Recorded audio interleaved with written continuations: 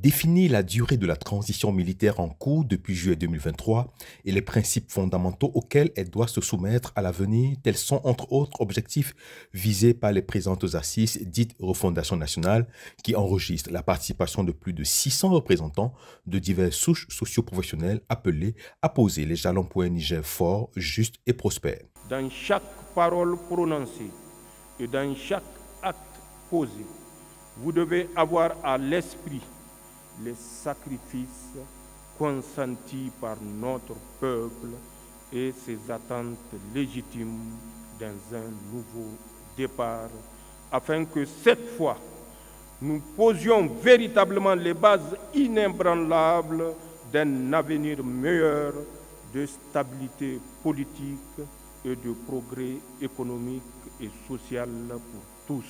Cette rencontre nationale nourrit par ailleurs beaucoup d'attentes et d'espoir. Il faudrait que nous tous, nous regardons dans la même direction, nous laissons nos divergences de côté et nous puissions placer le Niger au centre de nos intérêts pour que le Niger puisse émerger. Notre attente d'être clair, d'être dynamique pour faire les affaires.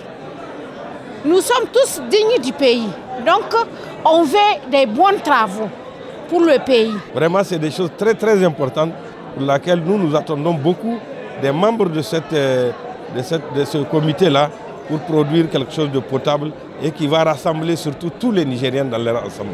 Il ne faut pas qu'on retombe dans les mêmes erreurs. Ce qui s'est passé est passé. Maintenant, on est en refondation. Qui dit refondation dit maintenant de tout mettre en ordre pour qu'il y ait un bon gouvernement qui va travailler pour le peuple nigérien. C'est parti pour 5 jours de travaux dans le cadre de cet événement qui s'inscrira désormais dans les annales de l'histoire du Niger.